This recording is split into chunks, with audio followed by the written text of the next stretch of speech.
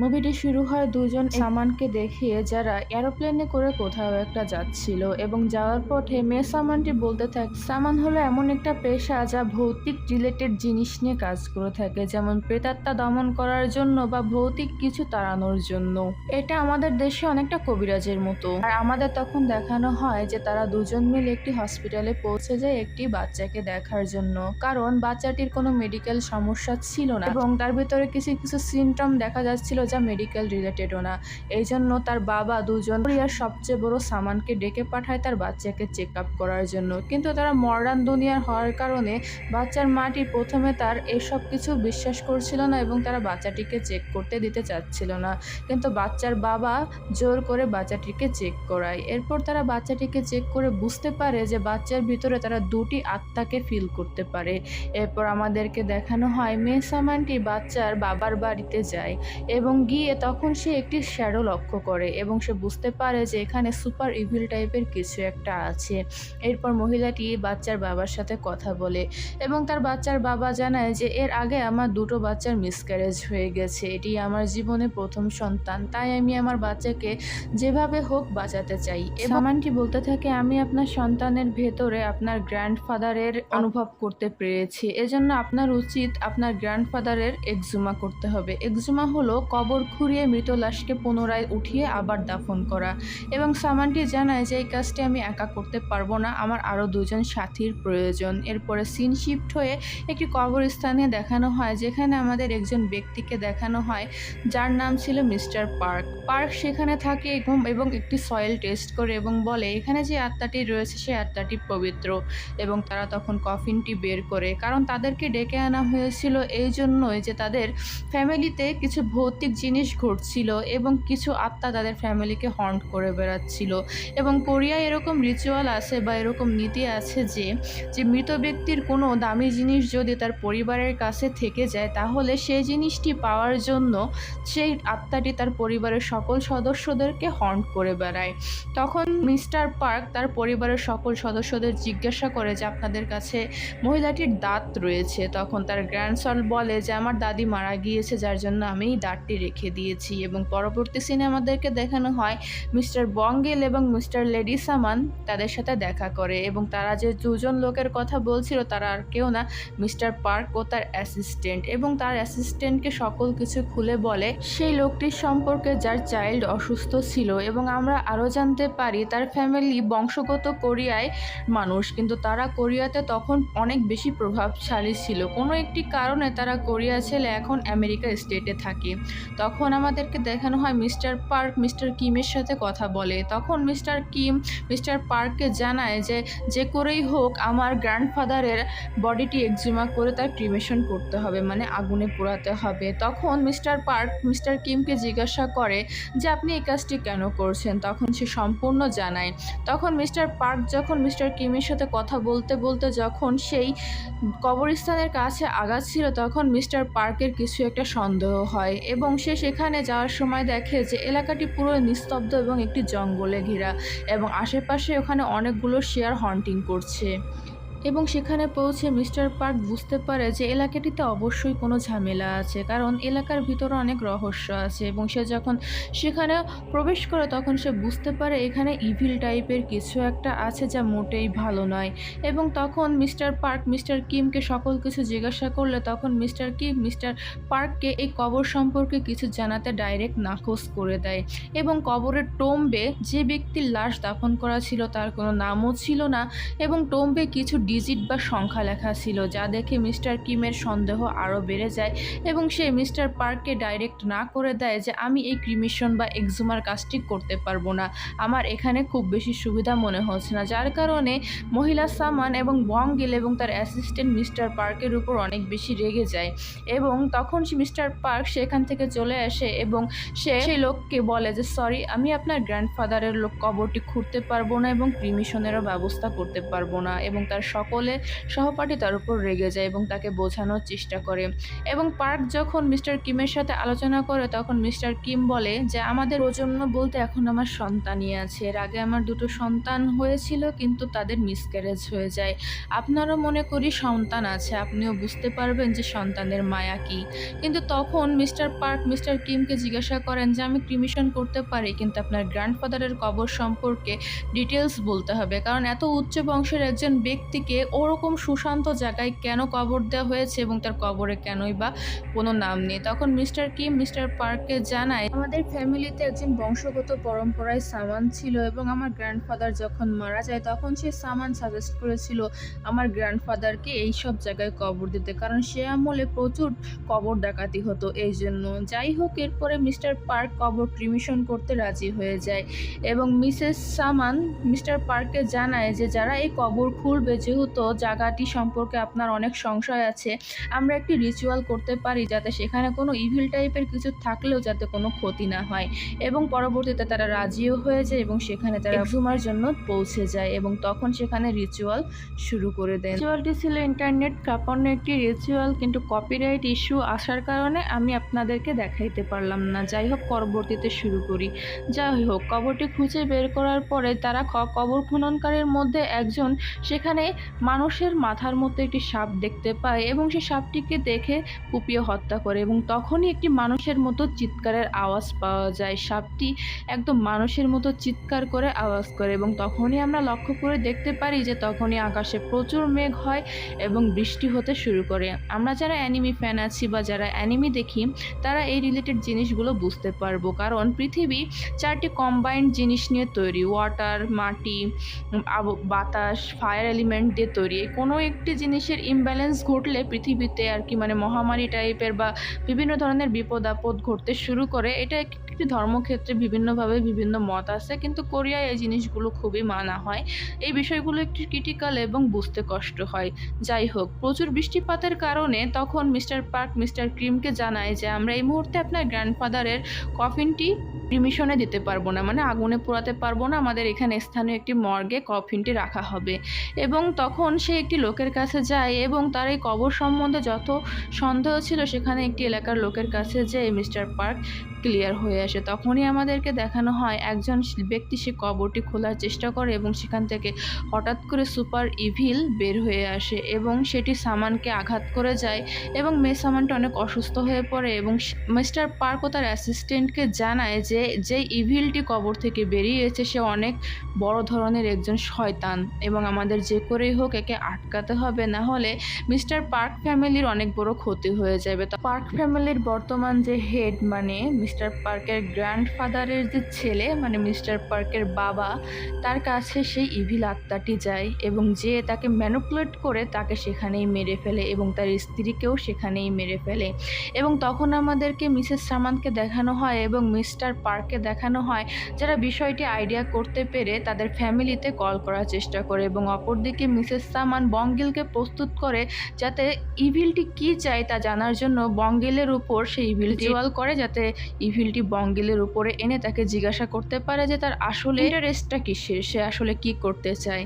কিন্তু তখন বঙ্গিলের উপর থাকা ইভিলটি মিসেস সামানকে বলতে থাকে যে আমি যে করেই আমার ফ্যামিলি আমার সাথে অন্যায় করেছে এবং আমি যখন এই পৃথিবীতে নেই আমি আমার ফ্যামিলির কাউকে পৃথিবীতে থাকতে দেব না। এবং ইভিলটি এতই বেশি শয়তান ছিল যে সে বেশিক্ষণ ইভিলটিকে আটকিয়ে রাখতে পারেনি এবং মিস্টার পার্ক মিস্টার কিমকে ফোন দিয়ে বলে যে ইভিলটি আপনাকে মারতে আসছে, তো যত তাড়াতাড়ি সম্ভব আপনি সেই হোটেলের থেকে বেরিয়ে যান এবং হোটেলে থাকুন, আমি না আসা পর্যন্ত হোটেলে অবস্থান করবেন। এবং তখনই ফোন থেকে মিস্টার পার্ক বলতে থাকে যে আমি আপনার হোটেলের ভিতর দিয়ে প্রবেশ করছি এবং তখনই এবার মিস্টার পার্ক শুনতে পায় যে দরজার বাইরে মিস্টার পার্ক তাকে বলছে যে মিস্টার কিম আপনি দরজা খুলুন। কিন্তু হঠাৎ করে তখন ফোনের ভিতরে থাকা মিস্টার কিম মিস্টার পার্ককে বলতে থাকে তুমি যদি বাঁচতে চাও তাহলে জানলা খোলো, এবং সে ভয় পেয়ে জানলা খুলে যায় এবং আমরা জানতে পারি যে মিস্টার পার্কের গ্র্যান্ডফাদার এই কলটি করেছিল এবং মিস্টার পার্ককে সে নিজে বসে নিয়ে নেয় এবং বলতে থাকে যে the fox cuts his own tail, মানে ফক্স নিজের লেজ নিজে কেটেছে। এবং এটি বলে সে মিস্টার পার্কের ঘাড় মটকে দিয়ে তার সন্তানের কাছে চলে চলে যায় ক্ষতি করার জন্য। এবং তখন আমাদেরকে দেখানো হয় দরজার বাহিরে কেউ না, অরিজিনাল মিস্টার ছিল। এবং তখন মিস্টার কিম তার অ্যাসিস্ট্যান্টকে ফোন দিয়ে বলে যে যে করেই হোক লাশটি ক্রিমেশন করো, কারণ আমরা জানি যে যার অবস্থান যেখানে সে সেখানেই তাকে ফিরে যেতে হবে। যেহেতু দেহের সাথে আত্মা কানেক্টেড, তাই যদি তার দেহকেই ধ্বংস করে ফেলা হয় তাহলে আত্মাটিও অটোমেটিক ধ্বংস হয়ে যাবে। এবং তারা যখন দেহটিকে ধ্বংস করে দেয়, মিস্টার পার্কের গ্র্যান্ডফাদারের আত্মাও সাথে সাথে চলে যায় এবং বাচ্চাটি বেঁচে যায়। এরপরে শুরু হয় এই মুভিটির দ্বিতীয় কাহিনী, অরিজিনাল কাহিনী। এই সকল ঘটনার সমাধান করার জন্য মিস্টার পার্ক অনেক বেশি চিন্তিত হয়ে পড়ে এবং তখন সে একজন লোকের কাছে যায় যে মিস্টার গ্র্যান্ডফাদারের কবর খনন করেছিল এবং সাপটিকে মেরেছিল। এবং সে মিস্টার কিমকে জানায় যে সাপটি তাকে প্রতিনিয়ত হর্ন করে বেড়াচ্ছে। এবং এই সকল ঘটনার পরিপ্রেক্ষিতে মিস্টার পার্কের কিছু সন্দেহ হয়। সে গিয়ে কবর খনন করতে থাকে এবং সে হঠাৎ করে কবর সময় সে সেখানে আরও একটি কফিন দেখতে পায়, যা তার একার পক্ষে তোলা সম্ভব ছিল না। তাই সে সকলকে ডেকে নেয় কফিনটি তুলবার জন্য তাকে সাহায্য করতে। সেখানে সবাই চলে আসে এবং সকলে মিলে অনেক কষ্ট করে সেই কফিনটি তুলে এবং দেখা যায় যে কফিনটি একটি সাধারণ মানুষের থেকে অনেক বেশি বড়। যাই হোক, সেখানে অনেক বেশি রাত হয়ে যাওয়ার কারণে তারা কফিনটি নিয়ে তাদের নির্দিষ্ট গন্তব্যে পৌঁছাতে পারে না। তাই তারা সেখানকার একটি এলাকায় একজন লোকের বাড়িতে সে কফিনটি রাখে এবং কফিনটির পাশে একটি ব্যারিয়ার তৈরি করে দেয় যাতে কফিনের ভিতরে যদি সুপার কোনো ইভিল থাকে সেটি বেরোতে না পারে। যাই হোক, তারা সকলে ঘুমানোর জন্য চলে যায় এবং যার বাড়িতে তারা কফিনটি রাখে সে হঠাৎ করে রাতের বেলায় একটি আওয়াজ শুনতে পায় এবং আওয়াজ ফলো করে সে সেখানে চলে যায়। এবং আমাদেরকে মিসেস সামানকে দেখানো হয় যে একজনের সাথে কথা বলতে থাকে এবং আমরা জানতে পারি সে তার এই সামানিক পাওয়ার তার শাশুড়ি মার কাছ থেকে পেয়েছে। এবং আমাদেরকে বঙ্গিলকে দেখানো হয় যেখানে তার উপরে সেই লোকটি বলছিল যে আমার লিভার, আমার লিভার, আমার লিভার তোমরা নিয়ে গিয়েছো। এবং তখন বঙ্গিল বুঝতে পারে যে এখানে নিশ্চয়ই কিছু ইভিল ঘটছে এবং সে একটি মন্ত্র পাঠ করে এবং সে ইভিল কাছ থেকে সরে যায়। এবং সে যখন চেক করতে যায় তখন দেখে যে একটি লম্বা বড় একটি ইভিল কিছু মানুষ খাচ্ছে এবং সে এটি ভয় পেয়ে সে মেয়ে সামানটিকে বা তার টিচারকে বলে দেয়। এবং তার টিচার তখন সেই স্থানে যায় এবং দেখতে পায় যে সেখানে লাশের ভিতর, কফিনের ভিতর লাশটি নেই।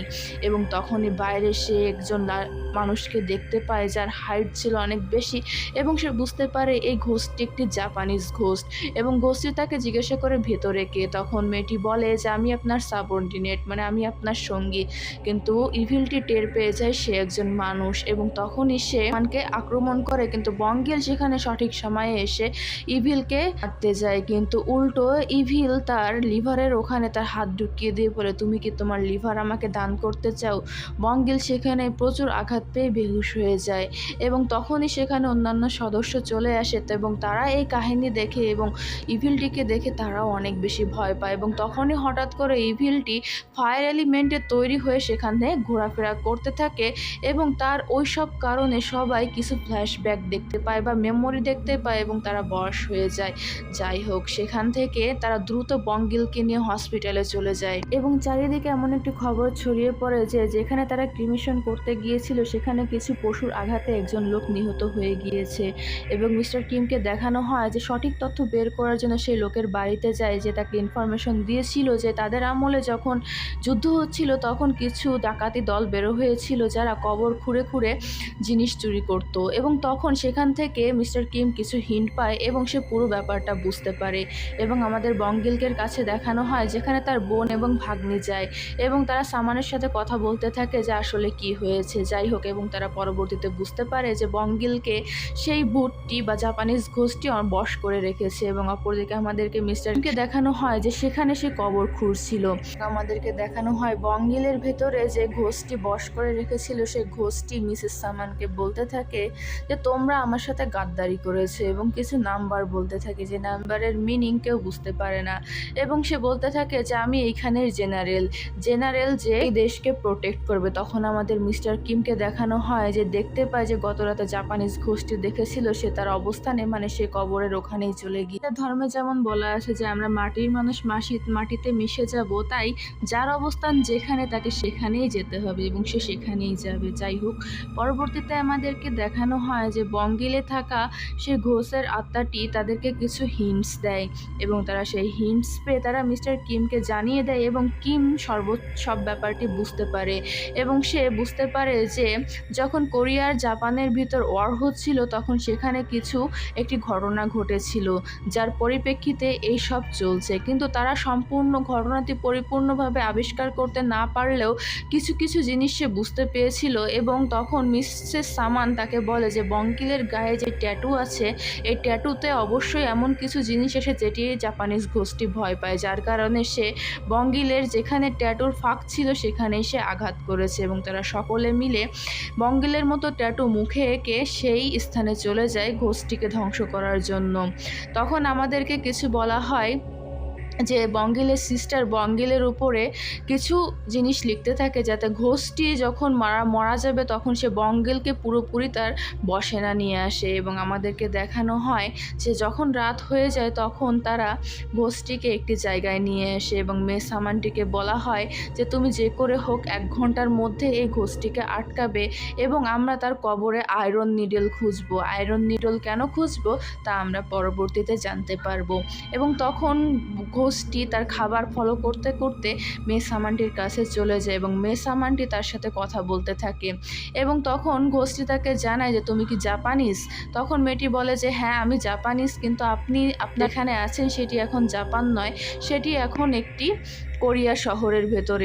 এবং ঘোষটি মেয়েটিকে জানায় যে এনিমিরা আমাকে মেরে ফেলেছে, আমার লিভারে তারা আঘাত করেছে এবং তারা আমার ফিজিক্যাল বডিকে মেরে ফেলেছে এবং একটি শিয়াল আমাকে কার্সে পরিণত করেছে, যার কারণে আমার আজ এই অবস্থা। তখন মেয়েটি তাকে আটকানোর চেষ্টা করে, কিন্তু তখন দেখে যে তারা কবর খুঁড়ে কিছুই আয়রন নিডলটি পায় না এবং তখন ঘোষটি সব কিছু জানতে পেরে সে তার কবরের কাছে চলে যায় এবং সেখানে গিয়ে সে মিস্টার কিমকে দেখতে পায় এবং সেখানে সে মিস্টার কিমকে দেখে তাকে আঘাত করার চেষ্টা করে এবং তখনই যখন সে আবারও ফায়ারে পরিণত হয় তখনও মিস্টার কিম কিছু ভীষণ দেখতে পায় এবং সে বলতে থাকে ও এটি আগুন তাহলে। এবং তখন ঘোষটি বলতে থাকে মিস্টার কিমকে যে তুমি কি তোমার লিভার আমাকে ডোনেট করতে চাও। জাপানিজ ঘোষটি তার লিভারে আঘাত করে। এখন এখানে প্রশ্ন আছে যে তারা মুখে তো বঙ্গিলের মতো ট্যাটু এঁকে গিয়েছিল, কিন্তু তারপরও ঘোষটি তাকে ভাবে মারতে পারলো, কারণ বঙ্গিলের শরীরে যেই ট্যাটু ছিল সেগুলো মোছা যেত না, কিন্তু তারা যে ট্যাটুগুলো এঁকে গিয়েছিল সেগুলো ঘামের কারণে মুছে গিয়েছে, যার কারণে সে আঘাত করতে সক্ষম হয়েছে। এরপরে তারা মিসেস সামান এবং তার অ্যাসিস্ট্যান্ট তার উপরে সাদা ঘোড়ার রক্ত ঢেলে দেয়। এই ঘোড়ার রক্ত শয়তানদের জন্য খুবই ভয়ানক এবং তারা এটি ভয় পায়, যার কারণে এই ঘোড়ার রক্তের কারণে জাপানিজ গোষ্ঠীর সমস্ত কাজ জ্বলে পড়ে যায়। এবং তখনই মিস্টার কিম কিছু ভীষণ দেখতে পায় এবং সে জানতে পারে যে মিস্টার পার্ক যাকে বলেছিল যে একটি সামান তাকে এই স্থানে তার গ্র্যান্ডফাদারের কবর দিতে বলেছিল তার একটি কারণ ছিল, কারণ কোরিয়া জাপানের মধ্যে যখন ওয়ার হচ্ছিল তখন কোরিয়াকে ধ্বংস করার জন্য তারা কিছু কাস্ট টেকনিক ইউজ করে এবং এই জেনারেল যত শক্তিশালী ছিল তাকে ওয়ার অফ গড বলা হতো। এই জন্য তারা এই জেনারেলকে মেরে এবং একটি কাটানা বা চাকু দিয়ে 10,000 সৈনিককে মেরে নেগেটিভ এনার্জি গ্যাদার করে এই জেনারেল ঘোস্টের মাথায় ঘুষিয়ে দেওয়া হয়। আর এটাই সেই আয়রন নিডল যেটা ধ্বংস করার জন্য মিস্টার কিম খুঁজে বেড়াচ্ছিল। কারণ আমরা জানি প্রত্যেক ক্রিয়ারই বিপরীত প্রতিক্রিয়া আছে, প্রতিটা জিনিসেরই বিপরীত ধর্মী কিছু জিনিস এসে যেটা তাকে ধ্বংস করতে পারে। যেমন পানি আগুন নিভাতে পারে, আবার আগুন কাঠকে পোড়াতে পারে। ঠিক পারে। এখন আপনারা বলতে পারেন মিস্টার কিম যখন বুঝেই গিয়েছিল তাহলে কেন সে কিন্তু ঘটনাগুলো ইনস্ট্যান্ট ঘটার কারণে যখন জেনারেল ফায়ার এলিমিনেটে পরিবর্তন হয় তখন সে জানতে পারে যে আসলে নিডলটি ঘুরতে পেয়ে জেনারেলকে দেখতে পেয়েছিল বা জেনারেলের বডি দেখতে পেয়েছিল, তখন কেন সে তখন সেখানে মেরে ফেললো না, কারণ তখন আয়রন নিডলটি কোথায় আছে তখন সে জানতো না, কিন্তু জেনারেলের মাথার ভিতরে ঢুকানো আছে। এখানে একটি প্রশ্ন থেকে যায় তাহলে সে ভীষণ কিভাবে দেখতে পায় এবং ভীষণের মাধ্যমে সত্যি কিভাবে জানতে পায়। যেহেতু জেনারেল একজন দেশপ্রেমিক ছিল, সে তার দেশের প্রতি অনেক বেশি মায়া ছিল, তাকে হত্যা করে যে কাটানা দিয়ে 10,000 শ্রমিককে মেরে নেগেটিভ এনার্জি গ্যাদার করা হয়েছিল, যার কারণে সে একজন ইভিলে পরিণত হয়েছিল, যার কারণে সে হয়তো তার দেশকে বাঁচানোর জন্য এই ভীষণগুলো দেখিয়ে সেও মুক্তি পেতে চাচ্ছিল। যাই হোক, সেই ইনস্ট্যান্ট ঘটনার মাধ্যমে যেহেতু মিস্টার পার্ক জানতে পেরেছে, তাই সে কাঠের কুড়াল তার ব্লাড দিয়ে ভিজিয়ে নেয়, কারণ এটি আয়রনের বিপরীতধর্মী আয়রনকে ধ্বংস করে। এবং সে সেই কাঠের কুড়ালটি দিয়ে জেনারেলের হেড নামিয়ে নেয় এবং জেনারেলের মাথার মধ্যে রাখা আয়রন নিডেলটি, যেটি 10,000 নির্দোষ মানুষকে মেরে তার মাথার ভিতরে ঢুকিয়ে দিয়ে তাকে একটি মনস্টারে পরিণত করা হয়েছিল, সেটি ধ্বংস হয়ে যায়। এবং এখানেই এই দারুণ মুভিটি শেষ হয়ে যায়। ব্ল্যাক ম্যাজিক এমন একটা জিনিস যেটি প্রতিটি ধর্মেই আছে এবং এটির যথেষ্ট সত্যতা প্রমাণিত আছে। যদি কেউ ধর্মীয় বিদ্বেষী হয়ে থাকেন, তাহলে গল্পটিকে আপনি ফিকশনাল হিসেবে নিয়ে এনজয় করবেন। পরবর্তীতে কোন মুভির এক্সপ্লানেশন শুনতে চান সেটি কমেন্ট বক্সে জানিয়ে দেবেন এবং ভিডিওটিতে লাইক, শেয়ার ও চ্যানেলটি সাবস্ক্রাইব করে আমার পাশে থাকবেন। তো এটি একটি জাপানি ও কোরিয়ান কম্বাইন্ড, তাই সবাইকে সাংমিদা ভিডিওটি দেখার জন্য অ্যান্ড আরিগাতো গোজাইমাস।